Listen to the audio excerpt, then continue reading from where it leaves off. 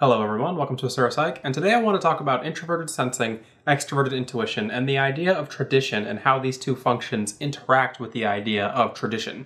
Now, when we think of cognitive functions, introverted sensing is usually the first function that comes to mind when we think of something related to tradition or holding traditional values. But extroverted intuition plays a really large role in traditional values, and that's what I want to talk about. Let's get into it.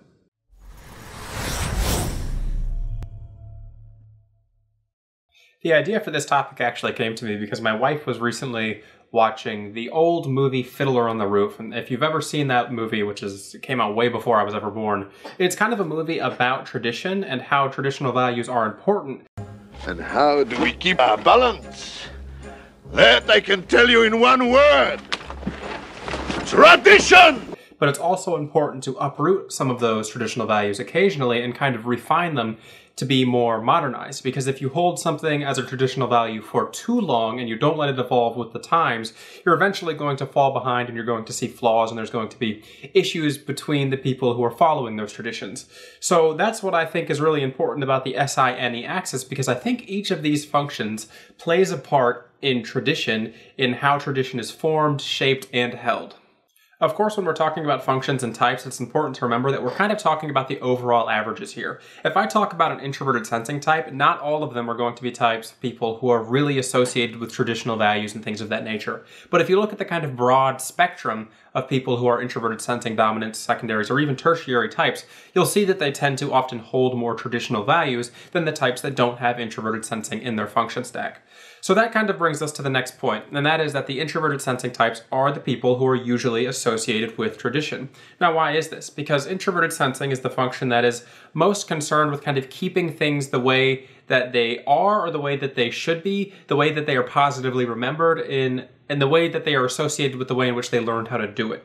So introverted sensing is the function most associated with kind of the homeostasis of life, keeping things stable and how they should be. And this is something that you're going to see aligns really well with the idea of tradition and traditional values, because tradition is kind of a rule set for life usually, or a rule set for social norms that allows everyone to kind of work and live on some level that, if it's maintained in the way that it is taught, will allow everyone to live relatively happily. And that's important and often an easy way for introverted sensing types to live, because they enjoy that homeostasis. So if they adopt themselves to a tradition that's proved itself to work for the people that they care about, it's easier for them with that specific function to latch on to those types of traditions.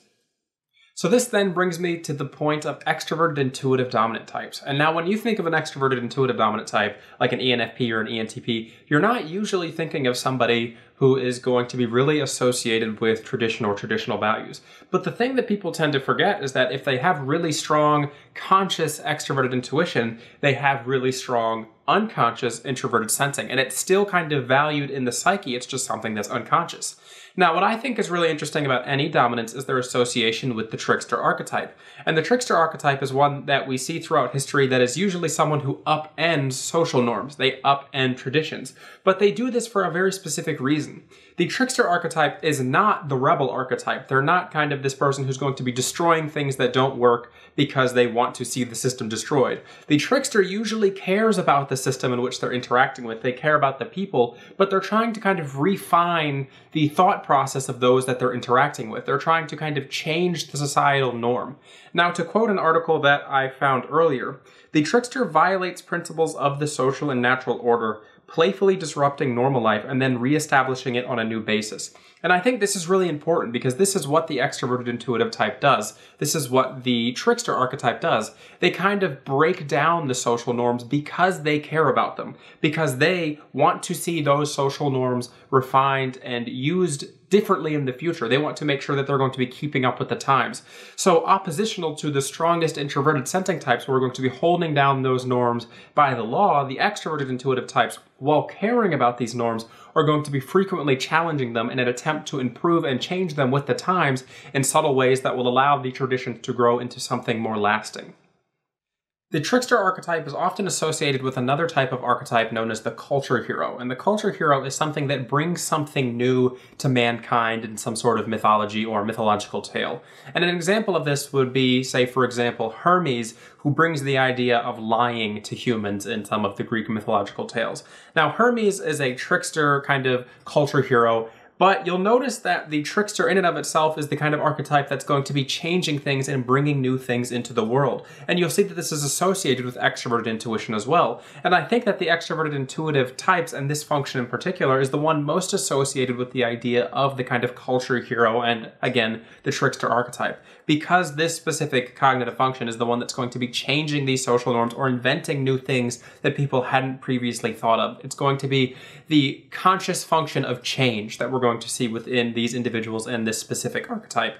And I think that these two archetypes are really essential because if you think about the idea of a culture hero or a trickster, both of them are essential in almost every mythological tale, even religions, because it's important for traditions to be changed in some sort of way. When things start out in a lot of old mythologies, you'll see that you have these very strict gods. You have the, like Zeus, these types of people who their word is law type of thing. But then along comes the trickster, along comes the culture hero, and they change something within the world by inventing something or bringing something new to the table. And that's kind of the strength that the extroverted intuitive has, is they're going to be able to bring these new ideas out into the world and kind of change things when they really put their mind and efforts into it. Now in mythology, you can also kind of see what happens when you see extroverted intuition when it's unchecked by introverted sensing in any kind of way. When extroverted intuition is kind of fully conscious or taking over the entire consciousness. And this is best represented in the mythological character Loki, which is someone that you're probably all fairly familiar with. Now Loki is the traditional trickster god when we think of tricksters in fiction. It's probably the first thing that comes to mind when I mention trickster. But Loki, in my opinion, is the representation of extroverted intuition or the trickster archetype when they're unchecked, when there's nothing holding them back, when their intentions aren't entirely pure. Now, Loki isn't exactly an evil god in the kind of Norse pantheon, but he is someone who is kind of ambivalent, and you'll see that when he does good, it's often because he's trying to make up for the fact that he did something negative through his mischievous activities.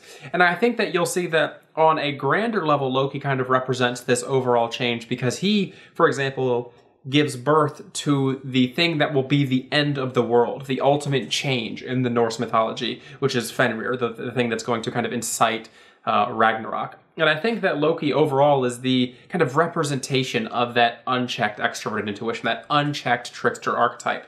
So it's important for extroverted intuitive types to exist within the world, for them to change societal norms, but if they go too far, if they remain unchecked and they just force chaos and change upon the world in a way that has no way of balancing itself out with, say, introverted sensing or tradition, you'll see that it leads to the kind of mythological or the archetypal, theoretical end of the world, the Ragnarok situation. And I think that this is a really important aspect of this archetype and these kind of themes and stories. The trickster archetype is often this kind of cousin, relative, brother, sister to the sage or the kind of old wise man, prophetic shaman type of archetype that you're going to see in a lot of mythologies. The individual who's going to have some sort of ability to prophesize the future. Now, the extroverted intuitive type, the trickster, on the other hand, is the kind of person who does something very similar, but it's far more immediate. They're more so going to have this immediate ingenuity about them. Their creativity and their ability to explore the possibilities happens in a more immediate sense. And this is the relationship that you're going to see with, say, for example, extroverted intuition and introverted intuition. The introverted intuitive type is often associated with that sage archetype, with that kind of ability to have some sort of prophetic ability, especially as the introverted intuitive gets older and they kind of gain more wisdom and ability to work with these types of thoughts and insights that they have. But the extroverted intuitive type is going to be the ones who has these sort of kind of insights in a more immediate sense, in a sense that's going to allow them to incite a more immediate change. Instead of predicting something, they're going to be changing things through their ability to understand the possibilities that they're interacting with. And that's how these two kind of archetypes, the trickster and the sage, for example, or the shaman, interact with each other, is they're kind of these twisted versions of each other that attempt to do nearly the same thing. Both of them want to see progress in some sort of sense, but they do it through two very different methods. All right, everybody, I hope you've enjoyed this exploration of introverted sensing, extroverted intuition, tradition, and the trickster archetype. I think that this was a really interesting topic, and it's actually something that just came to me like in the past day, so I kind of really quickly thought up this idea. And if this video, you think it didn't make sense, feel free to tell me down in the comment section below. But if you enjoyed this video and you'd enjoy, maybe hearing some other archetype type videos, I used to do the archetype series, I never got around to finishing it. But if you enjoy archetype related videos, please let me know down in the comment section below as well, because I actually enjoyed doing this video. And I think think that Jung spoke a lot on archetypes, so there's a lot of interesting things that could be said or discussed related to archetypes. Other than that, I would like to remind everybody that I do have personality typing sessions available at my website, asurapsych.com, if you're interested in working with me to find out what your personality type is and what that means for you. This has been Asura at Asura Psych. Have a good one.